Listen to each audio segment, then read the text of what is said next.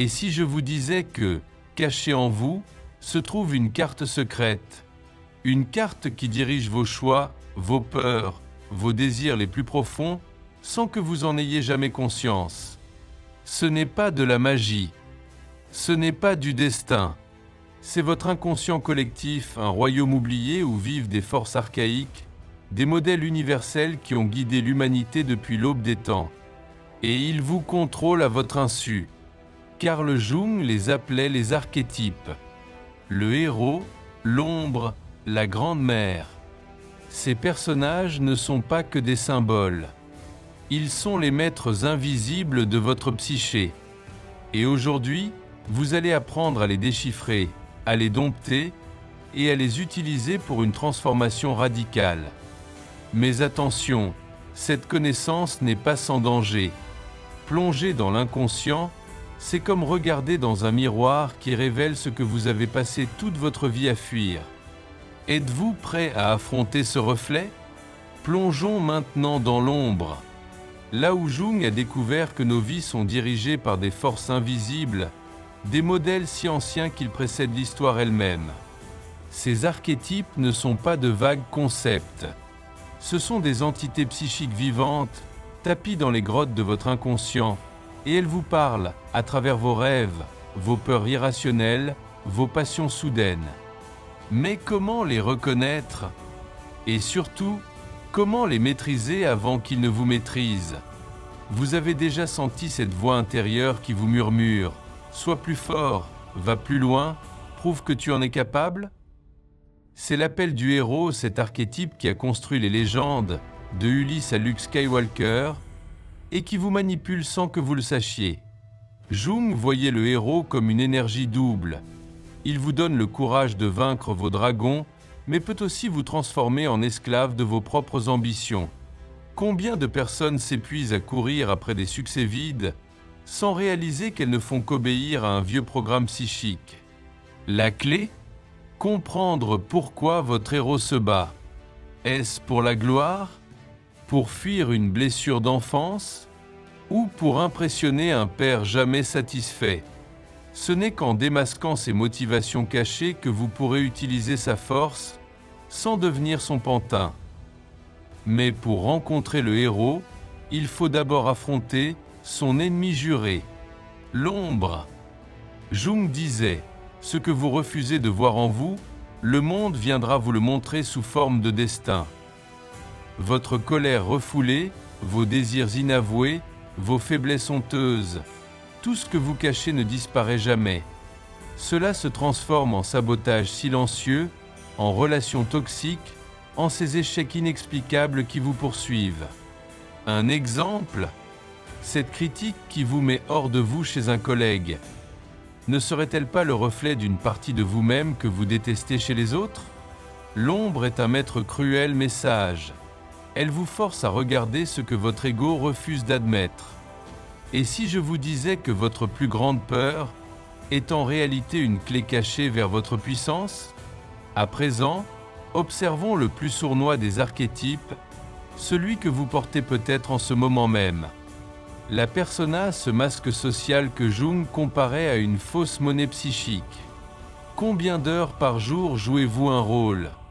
Le perante par fight. Le professionnel infaillible? Celui qui va bien alors qu'il étouffe? Chaque fois que vous mentez pour être aimé, chaque sourire forcé, chaque je dois qui étouffe un je veux, votre persona grandit et votre vrai moi s'atrophie. Mais attention, Jung ne disait pas de brûler vos masques. Il savait qu'ils sont nécessaires comme un vêtement contre le froid. Le danger, c'est de croire que vous êtes le vêtement. Comment savoir où s'arrête le rôle et où commence votre visage véritable? La réponse se cache dans un archétype encore plus mystérieux. Au cœur de votre psyché, il existe une porte entre deux mondes. Pour les hommes, c'est l'anima, leur âme féminine cachée. Pour les femmes, l'animus, leur virilité secrète. Jung découvrit que nous sommes tous hermaphrodites psychiques et que notre bonheur dépend de cette réconciliation intérieure. Un homme qui rejette son anima devient dur, proie, incapable d'amour vrai. Une femme qui ni son animus se soumet, se perd, ou au contraire, combat avec une agressivité stérile. Mais quand vous accueillez cet archétype opposé, vos relations se transforment. Vos créativités explosent. Vos conflits intérieurs s'apaisent. Comentem Menkot. En écoutant ces messages. Pour un homme, ses rêves de femme mystérieuse, cette attirance pour des artistes ou muses. Pour une femme, ses fantasmes de héros, ses colères qui demandent à être canalisées. Votre âme vous parle, mais dans une langue oubliée. Après avoir traversé ces territoires invisibles, nous arrivons au but ultime. Le soi, cet archétype du vous complet, celui qui unit toutes vos facettes en une seule gemme polie. Jung le symbolisait par le mandala, ce cercle sacré où les opposés cessent de se battre et commencent à danser. Mais attention, le soi n'est pas un happy end à Hollywood. C'est un processus sans fin, une spirale où vous redevenez un novice à chaque nouveau niveau de conscience.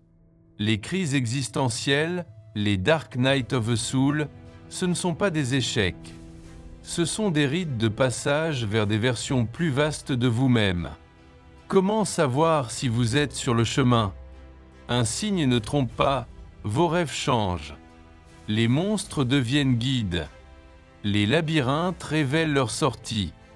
Et parfois, juste parfois, vous vous surprenez à sourire sans raison, comme si vous aviez enfin entendu le murmure oublié de votre âme.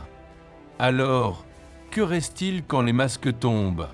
Quand le héros a terrassé ses dragons, que l'ombre a livré ses secrets, et que la persona s'est enfin dissoute dans la lumière du matin. Il reste vous, non plus fragmenté, dispersé, en guerre, mais entier.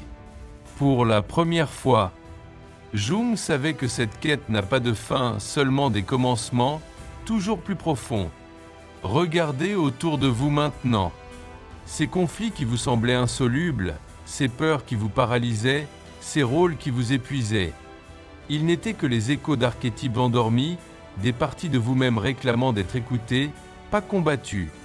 Et si chaque crise n'était qu'une invitation, une porte déguisée en mur, prenez un instant, fermez les yeux, respirez. Quel archétype chuchote votre nom dans l'obscurité?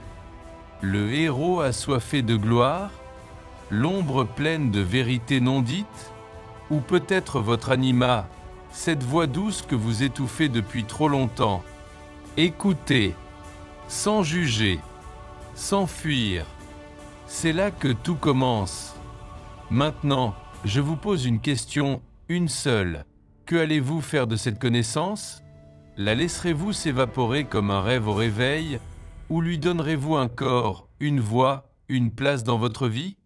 Le choix est à vous et c'est le seul qui compte vraiment. Si ce voyage vous a parlé, faites-le vivre. Likez si vous avez reconnu vos archétypes, commentez celui qui vous a le plus troublé, partagez pour ceux qui ont besoin d'entendre cette vérité.